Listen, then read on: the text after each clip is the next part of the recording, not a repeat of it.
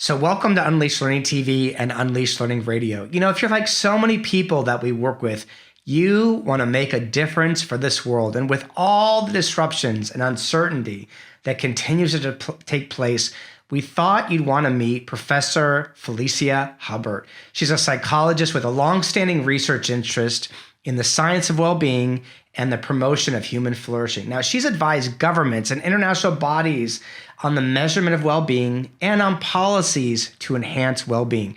Now, she's recently co-authored the book, Creating the World We Want to Live In, How Positive Psychology Can Build a Brighter Future, which is out now. I really am excited for this conversation. Felicia, welcome, welcome, welcome. As we were talking earlier, at Unleashed Learning, one of our core beliefs is that learning, when it sticks, it can transform a person's life and help the world get better. And then, something that I've been believing for years and watching for years, and then your book comes out. And so I thought, and the team thought, you were the perfect person to talk to because there's science from the science of positive psychology that I think would really resonate with the people that we work with and people who listen to our episodes. So thank you for being here. Thank you. Thank you so much, William, and thanks for the invitation. I know a lot of people do know more and more what positive psychology is, but I just thought maybe we should start with a brief definition or just kind of an explanation of what positive psychology is for folks who don't know what it is. So could you tell us what it is? Positive psychology is the scientific understanding of well-being, or what makes us function at our best, even when times are tough. And the term was only coined just over 20 years ago. And what it did was to extend the scope of psychology beyond the focus on mental health problems to a consideration of what makes humans flourish. It got a bit of a bad name at one point, where people thought of it as happyology, the idea that we needed to be happy all the time. But that's not right at all, because it was never intended to be like that. And our well-being not only doesn't require us to feel good all the time, but it wouldn't be good for our well-being if we did. Because there are many things in life where it's appropriate to feel, disappointment, sadness, anger even. And the key here is not about not feeling those things or trying to avoid them, but it's the knowledge and skills of how to manage them, while at the same time savoring all the good things in life. So it's always about a balance. It's okay to have these negative or painful emotions, but it's how we manage them that ends up being related to our well-being. And there's science help us, which I think is so fantastic, because the science was to help moving us forward rather than just diagnosing what we're not doing well or the suffering we're having. So I love in the book because you really show that. And then the book help us to use that for the world, how to make this place a little bit better than it is right now, which really kind of brings me to the next question. I want to make sure I ask it to you correctly. So I want to know, you really talk, and the team, I know it was a team approach for the book, that introduction, you really talk about like how to apply this to our lives and the greater world. And one of the things you did is you shared the 5 principles of psychological well-being in the book. And so I'm wondering if you could tell us what those 5 principles of well-being are, because I think that would really help set the stage for this. So different people have different lists of what the most important conditions or principles are for well-being. We started with the 3 psychological needs as defined in self-determination theory by Richard Ryan and Ed Deci, that I'm sure a lot of your viewers and listeners will know about. But we added a couple. So let's begin. The first, I think most important, is about belonging. The sense that we're connected with others. And this is profoundly important for our well-being because we are a social species. And the evidence is that when we feel isolated or excluded, it can activate regions in the brain that are active with physical pain. So it's a real pain, the idea of being excluded or isolated. It's real social pain. And likewise, loneliness is something that is pretty common and, hasn't been helped by, lockdowns and all of that. And we tend to think of loneliness as something that particularly afflicts older people. But in fact, the evidence is that young people are just as likely to feel lonely. And a recent study by the BBC that studied tens of thousands of people around the world concluded that the loneliest people were young men from materialist cultures.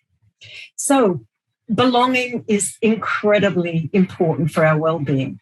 And it's not just what we get from others, but what we do for others that seems to make the real difference. Love that. It's what we do for others as well. I have to interrupt because I think that's such a powerful statement to highlight. Yeah. So the second one is about learning. And learning gives us a sense of competence, a sense of being effective, and allows us to feel progress. And of course, we don't necessarily feel competent all the time because we're always confronted with new situations, new technologies and the like. But the important thing is to be open, to be prepared to learn and adapt. And when we don't do well or when we fail, recognizing that that's an opportunity for further learning and further adaptation. We love that at Unleashed Learning. I have to say that principle highlights some stuff. I just need to flag that. How exciting. So that's number 2. What's number 3? Number 3 is about opportunity to make choices. In other words, a sense of autonomy. And it turns out that is really important for our well-being, the idea that we have some degree of control over our lives. Now, of course, it can't be absolute because we live in a society and we always have to balance our wishes for autonomy and the choices we make against the wishes and needs of others. When we work with schools or businesses or organizations to embed the Unleashed Learning system, all of our work starts from the place of meaning and the reasons why they're doing it. And people often tell us how important that part of the process of learning the system is to reconnect to what their values are and what their purpose is. So I'm just kind of like going ding, ding, ding of all the stuff you're talking about. So I want to jump into the next question. And the question for me was, and the team asked this too, was, one of the things that at Unleashed Learning we talk a lot about is who the teacher is matters, who the presenter is matters. We have tons of research about this stuff, about who we actually are. And so, and that really impacts how we teach and think about teaching and learning and making learning stick for everyone. It connects to that. So I want to ask you about the skills that we can learn regarding those capabilities. You talked about 3 core capabilities. And I'm wondering if you could talk a little bit about them, the things that we can learn for ourselves to, help in what we're doing in the world. So what are those core capabilities, those 3 you talk about? In short, we call them open mind, open heart, and clear thinking. And we see these as skills and practices that nurture those 5 conditions for well-being. And if I could just add something, there is an acronym that has been developed through a new program that has come out of the book that we published. And it's called the Flourishing World Program. And the acronym is based on the initial letters of those 5 conditions for well-being. So belonging, learning, opportunity for making choices, orientation, and meaning creates Bloom. So we have a Bloom framework, but the important thing about the Bloom framework is the fact that it's nurtured and potentiated by the 3 capabilities that you're asking about. So having an open mind is about being open to our experience without rushing to make judgments or reacting in an automatic way. And it's about both the experience of what's happening around us, but also what's happening inside us. And of course, one way to describe this is being mindfully aware.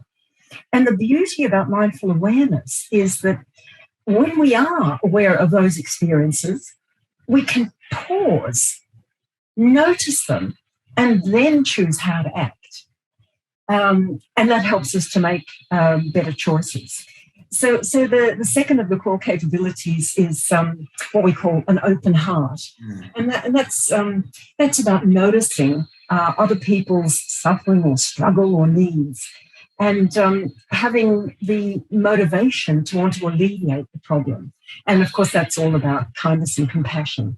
And again, the growing evidence of how that benefits everybody in schools, in workplaces, as well as the individual who's showing the compassion.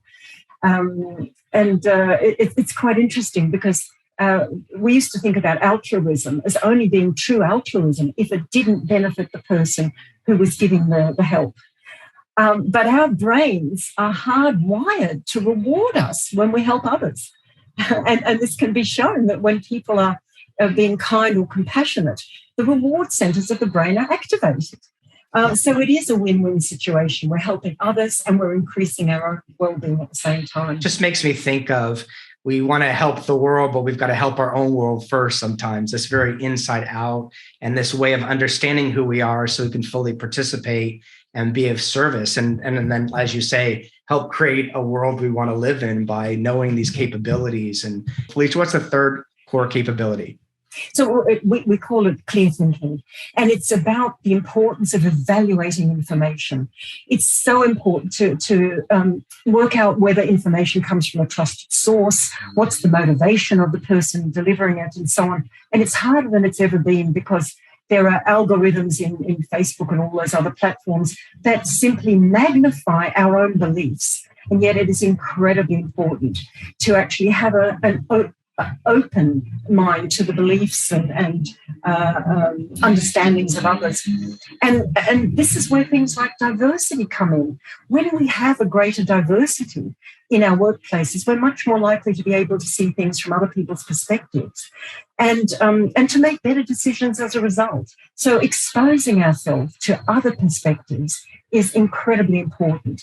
And I know that schools do try to teach clear thinking or critical thinking to their students, but it's not clear how well it's done. And there are some beautiful examples that have been done in both primary and high schools. There may not be time to describe those, but teaching young people the skills for thinking critically is going to be something that's very, very important for their lifelong well-being. Makes me think of all this, what you're describing is there's a pause that needs to be in us to fully participate. There needs to be a pause to have critical thinking and think clearly, as you say. There's a pause to not react. There's a pause to think, to have an open heart, open mind. And in a world that's running that, we have to slow ourselves down so we can respond in the ways that are congruent for us or help the world a bit. I just keep thinking about, as you're describing, the frantic pace we all live in and the pausing we've got to do internally, whatever that means, to do these kinds of core capabilities. I think it just makes me think about pausing. No, I really like the way you put that. I think that is a wonderful summary. Yes. Yeah, I think there's a pause. So, okay, so let me ask the last question because we're talking about so much and there's so much I want to ask you. One of the things that leaders we work with do is they embed practices into the organization. So they take our system and so they can improve teaching and learning outcomes.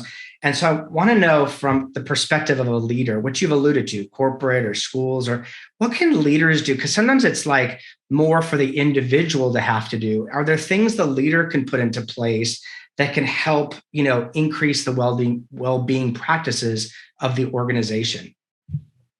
Yeah.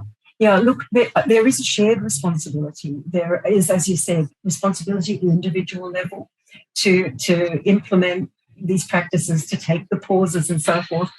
But also there is such an impact of leaders and modeling how things are. So yes, the studies of mindful and compassionate leadership do show how it benefits people right across the workforce. People, when they're in an environment where they have such leaders, feel much more safe. They recognize that it's okay to be vulnerable. It's okay to say how things really are for them. And then at the same time, they feel more engaged, more connected, more likely to give it their best, more likely to be creative and productive. So there are really great benefits when it happens at the level of leaders and also at the level of policy, because having policies in a workplace that value flexibility, that value diversity, that value make adaptability possible. Those are profoundly important too, and also make it clear that there are realistic expectations and structures. So it's actually all three levels that need to work together: the individual, the leadership or team level, and also the policy level. And when we can introduce these concepts at all three levels, that's when things really flourish. Gosh, it reminds me again, because you're saying about the individuals and also in this case, the leader, and how much we have to know ourselves because we're modeling and we're creating the environment for these kinds of things. And then the policy helps because then it's not on our own. It's kind of shared expectations or shared ways of participating to create those kind of structures. And then to say again, to create the world we want to live in, right? That's what I think is so fantastic about the book. And I think one summary, if you like, of what we're trying to do based on the book and with the Flourishing World program is to introduce these ideas at all these levels, at the levels of individuals, of leaders and communities, at the level of policy. But right from the beginning, shifting the focus from me to we. And that's where I think the greatest benefits are going to occur, when we stop just thinking of ourselves as individuals and recognize how interconnected and interdependent we all are, and how our well-being profoundly affects those around us. And when we care about their well-being, it has beneficial effects on ourselves. And of course, the benefits around us extend not just to our immediate surroundings, but to our communities and even to our physical environment and sustainability. So I think that big shift from me to we is really at the basis of what we're trying to do in the Flourishing World program. We have to stop there because that is such a great way to end this discussion, because it's about shifting from me to we. It's about understanding the science of this. It's about knowing who we are, but knowing that we're interconnected in that work. So Felicia, I can't thank you enough. I've been wanting to talk to you forever. We wanted you here, but COVID. But what we're going to do is really let people know about the book. We think this really does some important work at a critical time for us. So I will end by saying thank you so much for the work you do for the world. Oh, and William, thank you so much for the work you do. I've loved watching your contributions and really, really appreciate this invitation and look forward to further opportunities to work together. You've got a deal. You have a deal. You have a deal. Okay. Thank you so much. Thank you. So now I've got a two-part question for you. The first question is, what's one insight you had from this conversation? And number two, what's one way you can apply these well-being principles to your own life, work, or your team? Now, some of the best conversations, as you know, take place after the episode. So jump over to our website, and while you're there, grab our free ebook, The 5 Essentials for Teaching, Presenting, or Running Professional Learning in a post-COVID world.